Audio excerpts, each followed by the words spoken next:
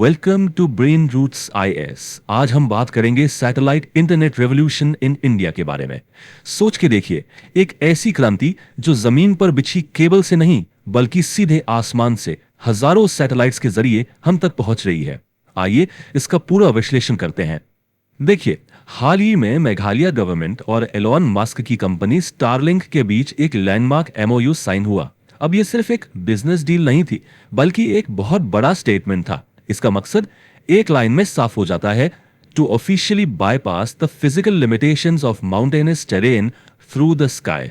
ये एक लाइन अकेले ही उस पूरी कोर प्रॉब्लम को कैप्चर कर लेती है जिससे सैटेलाइट इंटरनेट सॉल्व करने के लिए आया है। और इससे हम एक कॉन्सेप्ट पर आते हैं जिसे कहते हैं टेरेस्ट्रियल सीलिंग। सोचिए, मेघालय जैसी जगह जहां पहाड़ हैं, गहरी खाइयां हैं, घने जंगल और ऊपर से जबरदस्त बारिश, वहां पर ट्रेडिशनल फाइबर ऑप्टिक केबल्स बिछाना, well it's a logistical and a financial nightmare. एक हद है, एक फिजिकल लिमिट है कि हम जमीन पर कितना बिल्ड कर सकते हैं।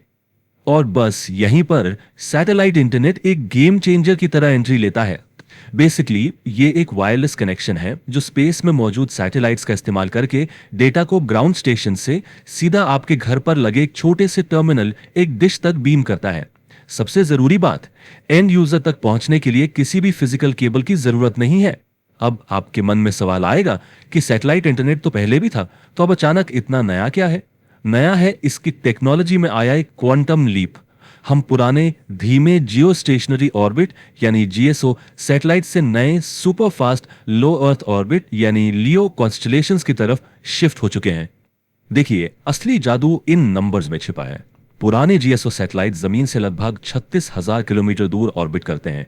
इस दूरी की वजह से डेटा आने जाने में एक अजीब सा डिले होता है, जिसे हम टेक्निकल टर्म्स में कहते हैं हाई लेटेंसी, 600 मिलीसेकंड से भी ज्यादा। लेकिन नए एलईओ सैटेलाइट्स बेहद करीब हैं, सिर्फ 550 से 1200 किलोमीटर ऊपर। इससे लेटेंसी ड्रास्टिकली कम होकर सिर्फ 25 से 50 मिलीसेकंड रह जाती है। प्रैक्टिकली ये हाई स्पीड फाइबर ब्रॉडबैंड जैसा ही है, मतलब एक लैगी वीडियो कॉल और एक क्रिस्टल क्लियर वीडियो कॉल के बीच का फर्क। तो अगर इस पूरी कहानी में से एक नंबर आपको याद रखना है तो वो ये है 60x। एलियो सैटेलाइट्स जीएसओ सैटेलाइट्स के मुकाबले धरती के 60 गुना, आई रिपीट 60 गुना ज्यादा करीब हैं। और बस यही एक फैक्ट इस टेक्नोलॉजी की परफॉर्मेंस को इतना ट्रांसफॉर्मेटिव बनाता है। तो आखिर ये पूरा सिस्टम काम कैसे करता है? इसकी टेक्नोलॉजी को आसान भाषा में समझने के लिए आइए इसके 3 सेगमेंट आर्किटेक्चर को ब्रेक डाउन करते हैं। सबसे पहले सबसे ऊपर है स्पेस सेगमेंट।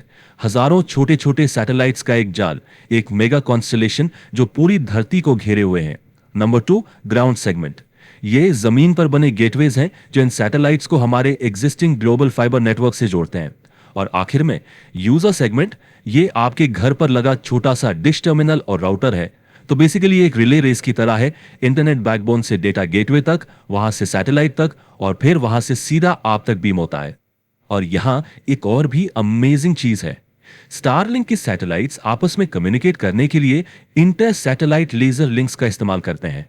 और देखिए, स्पेस के वैक्यूम में लाइट धरती पर फाइबर ऑप्टिक ग्लास के मुकाबले लगभग 47% तेजी से ट्रैवल करती है। इसका मतलब क्या हुआ? इसका मतलब यह है कि वो स्पेस में ही एक super high speed data backbone बना रहे हैं। अब आपके मन में एक सवाल आ रहा होगा कि यूजर के घर पर जो छोटा सा डिश है वो आसमान में इतनी तेजी से मूव कर रहे सैटेलाइट से कांस्टेंट कनेक्शन कैसे बनाए रखता है? क्या वो घूमता रहता है? नहीं। इसका जवाब है फेज्ड एरे एंटेना। ये एक ब्रिलियंट पीस ऑफ इंजीनियरिंग है। ये डिश फिजिकली मूव नहीं करता, बल्कि अपने सिग्नल बीम को इलेक्ट्रॉनिकली सॉफ्टवेयर के थ्रू स्टीयर करता है और मिली सेकेंड्स के अंदर एक सैटेलाइट से दूसरे पर स्विच कर जाता है। ओके, ये टेक्नोलॉजी रेवोल्यूशनरी तो है, इसमें कोई डाउट नहीं, लेकिन इसे पूरे भारत में इंप्लीमेंट करना इतना आसान नहीं है। कुछ बड़े हर्डल्स हैं, जमीन पर भी और ऑर्बिट में भी। 3 सबसे बड़ी चुनौतियां हैं। पहली, अफोर्डेबिलिटी। जो यूजर टर्मिनल है उसकी अपफ्रंट कॉस्ट काफी हाई है। क्या हमारे रूरल हाउसहोल्ड्स इसे अफोर्ड कर पाएंगे? ये एक बड़ा सवाल है। दूसरी, स्पेक्ट्रम वॉर्स। रेडियो फ्रीक्वेंसीज किसको मिलनी चाहिए, सैटेलाइट ऑपरेटर्स को या जो एग्जिस्टिंग टेलीकॉम कंपनीज हैं उनको? ये एक बहुत बड़ी डिबेट है। और तीसरी, और ये बहुत सीरियस है, स्पेस डेब्री। जैसे जैसे हम हजारों नए सैटेलाइट्स लॉन्च कर रहे हैं, लो अर्थ ऑर्बिट में टक्कर का खतरा एक गंभीर एनवायरमेंटल कंसर्न बनता जा रहा है। स्पेस डेब्री के इस खतरे को समझाने के लिए एक कॉन्सेप्ट है, केस्लर सिंड्रोम। ये एक ऐसी थियोरेटिकल सिचुएशन है जिसमें एलईओ में इतना कचरा हो जाता है कि एक कोलिजन एक चेन रिएक्शन शुरू कर देती है, एक टक्कर से दूसरी, दूसरी से तीसरी, और इससे इतना ज्यादा कचरा पैदा होता है कि पूरा ऑर्बिट अनयूजेबल हो सकता है। एक तरह से स्पेस का ट्रैफिक जैम जिसका कोई सोल्यूशन नहीं है। इन चैलेंजेस को मैनेज करने के लिए इंडिया का रेगुलेटरी फ्रेमवर्क काफी कॉम्प्लेक्स है। डिपार्टमेंट ऑफ टेलीकम्युनिकेशंस यानी डीओटी है जो प्राइमरी लाइसेंस देता है। फिर टीआरआई है जो रेकमेंड करता है कि स्पेक्ट्रम कैसे एलोकेट किया जाए। और अब एक नई एजेंसी है आयन स्पेस, जिसका काम प्राइवेट स्पेस एक्टिविटीज को ऑथराइज और सुपरवाइज करना है ताकि सेफ्टी और नेशनल सिक्योरिटी भी बनी रहे। ये इनोवेशन और रेगुलेशन के बीच एक बहुत ही डेलिकेट बैलेंसिंग एक्ट है। लेकिन ये डिस्कशन सिर्फ टेक्नोलॉजी या बिजनेस तक सीमित नहीं है, ये नेशनल स्ट्रैटेजी के बारे में है। ये इंटरनेट पाने के एक नए तरीके से कहीं ज्यादा है। ये इंडिया के लिए एक नई डिजिटल सॉवरेनिटी का मामला है। इस डेटा को देखिए, आज भी भारत में 25,000 से ज्यादा गांव ऐसे हैं जहां 4G कनेक्टिविटी नहीं है। सोच के देखिए, 25,000 गांव, ये है हमारा डिजिटल डिवाइड, और इस खाई को भरने की हमें सख्त जरूरत है।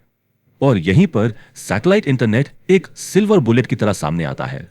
ये गवर्नमेंट का जो यूनिवर्सल सर्विस ऑब्लिगेशन है, यानी हर नागरिक तक टेलीकॉम सर्विसेज पहुंचाने का मैंडेट, उसको पूरा करने का सबसे पावरफुल तरीका हो सकता है। जो लास्ट माइल कनेक्टिविटी की प्रॉब्लम है ना, ये उसका अल्टीमेट सॉल्यूशन बन सकता है। तो आखिर में इस पूरे विश्लेषण का सबसे बड़ा टेक अवे क्या है? मेघालय स्टारलिंक पार्टनरशिप ये सिर्फ एक कमर्शियल डील नहीं है, ये एक सॉवरेनिटी स्टेटमेंट है। ये इस बात का ऐलान है कि आने वाले समय में किसी नागरिक का डिजिटल दुनिया से एक्सेस जमीन की ज्योग्राफी से नहीं बल्कि आसमान में मौजूद टेक्नोलॉजी से तय होगा। ये नेशनल पावर और आत्मनिर्भरता का एक नया फ्रंटियर है। मैं आपको एक आखिरी सवाल के साथ छोड़ना चाहता हूं। सोचिए, लियो सैटेलाइट्स आसमान में इतनी तेजी से गुजर जाते हैं, तो फिर हमें हजारों सैटेलाइट्स के कॉन्स्टलेशन की जरूरत क्यों पड़ती है? सिर्फ कुछ 10, 20 या 50 हाई पावर्ड सैटेलाइट से काम क्यों नहीं चल सकता? सोचिएगा जरूर। अपने विचार कमेंट्स में जरूर बताइए। If you found this lecture helpful, like, share and subscribe to the channel.